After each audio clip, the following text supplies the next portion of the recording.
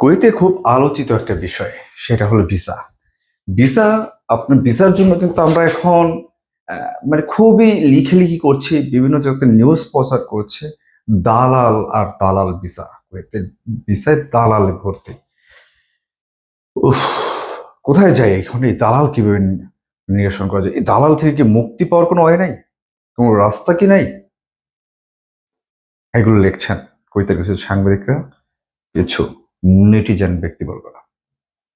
কখনো কি চিন্তা করেছেন আপনারা, এই যে দালাল বলছেন আর যাই বলছেন আপনারা, বা কোনো এজেন্সিকে দিয়েছেন, কারণ এজেন্সি মানেই তো দালাল, এরকমটাই তো বোঝানো হয়। বা দালাল ইংরেজিতেও কিন্তু এজেন্সি। ধরলাম একটা, যাই হোক, আপনি যেটি বুঝাতে চান আপনি ওইটাই আমি বুঝে নিলাম। কিন্তু মাথায় রাখবেন একটা কথা, যেখানে আপনার পার্শ্ববর্তী দেশে কোনো দালালও নাই, এত এত কোনো ভিসা বন্ধও কিন্তু নাই। আমাদের দেশে দালালও বেশি, ভিসাও বন্ধ। কারণ ওই যে দালাল আছে বিদায় আমরা কি করতে পারি, ভিসা নিতাম। আর আমরাও কি করতে পারি, লিখালিখি করতে পারি। আর তারাই এই কুইতি যারা আছেন বা এই স্বরাষ্ট্রমন্ত্রী যারা রয়েছেন বা এই ভিসা দায়িত্বে যারা রয়েছেন, তারাও কিন্তু টাস করে বন্ধ করে দিতে পারে ভিসাটা। আসসালামু আলাইকুম।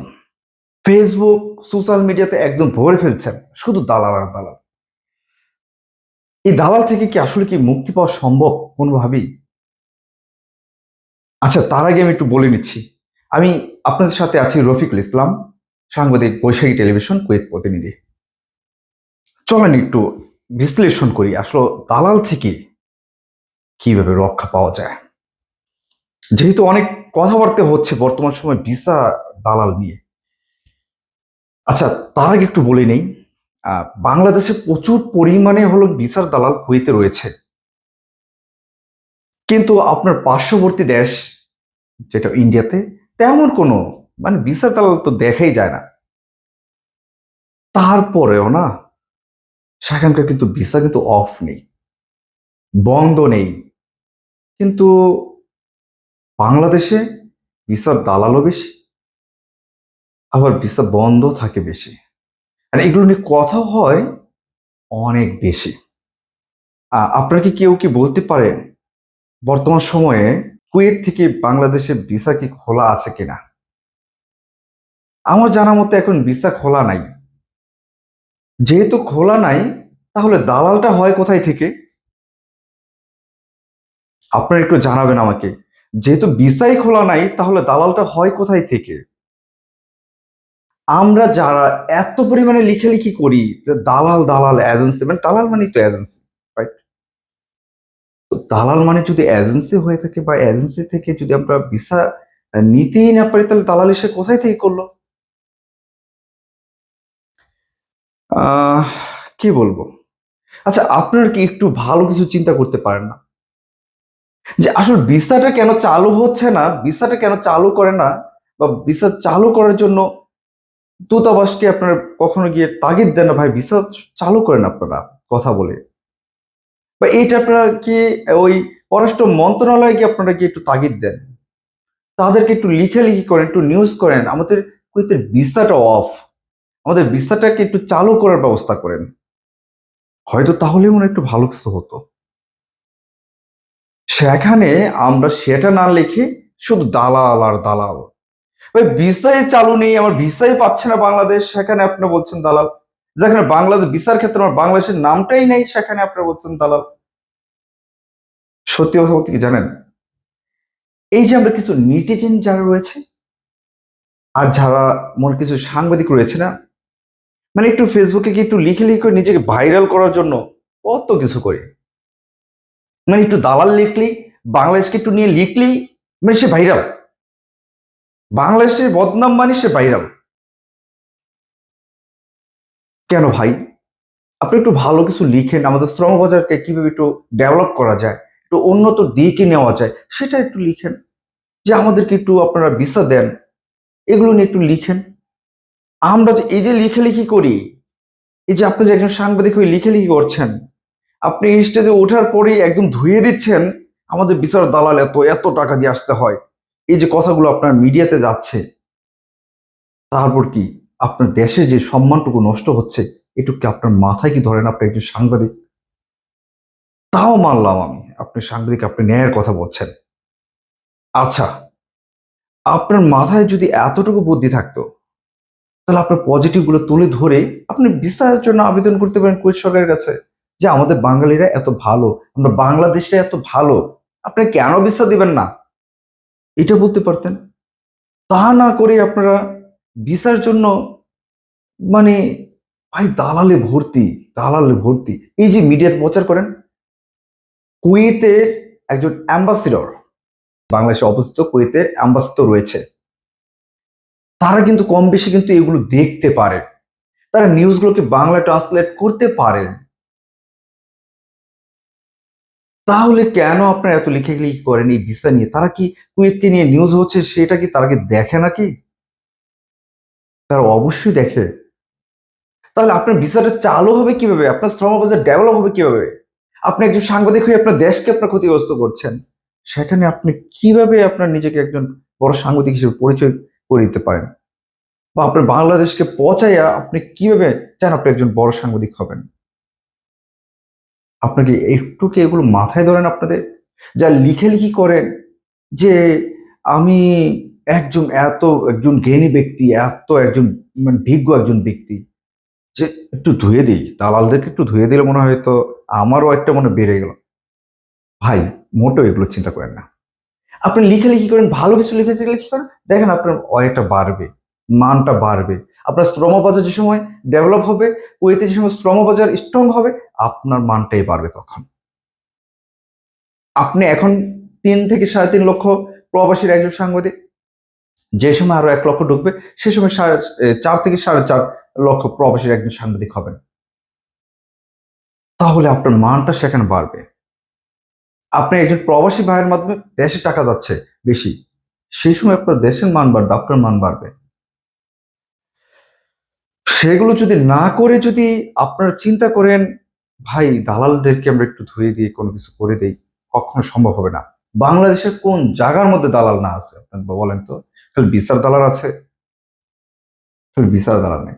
আপনি লেখালেখি করেন এটা যে আমাদের ভিসা কিভাবে চালু করা যায়, কিভাবে আমাদের শ্রম বাজারকে স্ট্রং করা যায়, এগুলো নিয়ে লেখালেখি করেন। ভিসার দালাল নিয়ে এত কাজ করার দরকার নেই আপনার। কারণ দেখেন, ভিসা কিন্তু পার্শ্ববর্তী দেশ ইন্ডিয়াতে, সেখানে কিন্তু ভিসার দালালদেরকে নিয়ে এত কথাও হয় না, আর ভিসাও কিন্তু বন্ধ হয় না।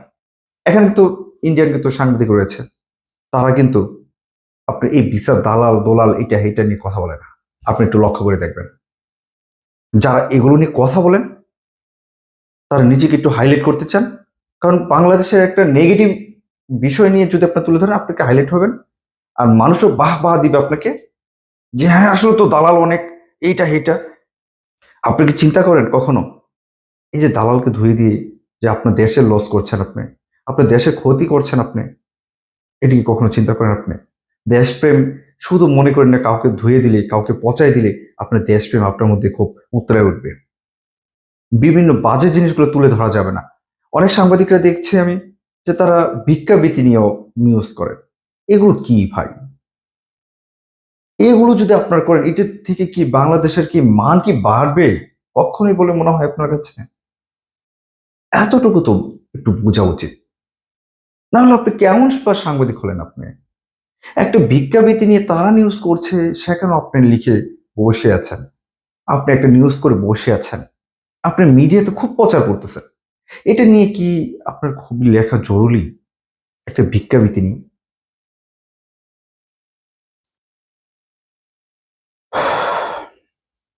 যাই হোক, আসলে একটাই কথা বলবো সবশেষে,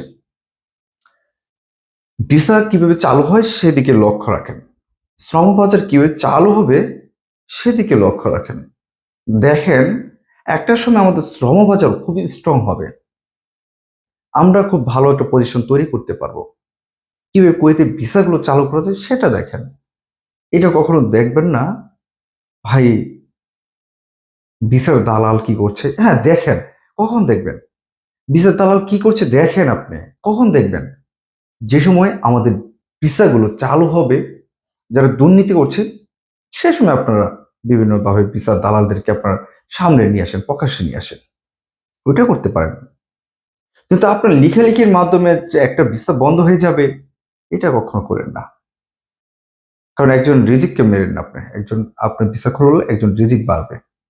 এটা লিখতে পারেন আপনি যে আমার ভিসা দরকার আছে বাংলাদেশের, শ্রম বাজার আমরা উন্নত করতে চাই, আমরা ভালো ভালো শ্রমিক নিয়ে আসতে চাই, যা দিয়ে আমরা ভালো একটা আর্ন করতে পারবো, আমরা সেগুলো আমরা বাংলাদেশে পাঠিয়ে বা রেমিটেন্স এই করে দিয়ে আমরা দেশকে স্বাবলম্বী করব। এগুলো চিন্তা করেন, দেখবেন অনেকটা পরিবর্তন হবে। পার্শ্ববর্তী সাংবাদিকরা না এত তাদের নিয়ে বা তাদের দেশ নিয়ে তারা এত বাজে কোনো মন্তব্য করে না, এত লেখালেখি করে না, এত দালাল নিয়ে লেখালেখি করে না। তো অতএব আপনাদের একটা জিনিস মাথায় রাখতে হবে, কিভাবে শ্রমবাজারকে উন্নয়ন করা যায়। আমাদের কাজ হলো এটা, আমাদের কাজ হলো এটা, কিভাবে আমাদের শ্রমিকদেরকে সার্ভিস দেওয়া যায়, কোথায় তারা প্রতারিত হচ্ছে, কোথায় তারা মানে কষ্টে আছে, সেগুলো আমাদের তুলে ধরা। কিন্তু আমরা সেগুলো না করে যদি বাজে কিছু চিন্তা করি, ভাই কখনো আপনি হাইলাইট হইতে পারবেন না। আপনি হাইলাইট তখনই হবেন বিভিন্ন কিছু তুলে ধরেন, আমাদের ভালো দিকটা তুলে ধরেন, সে সময় আপনি হাইলাইট হবেন।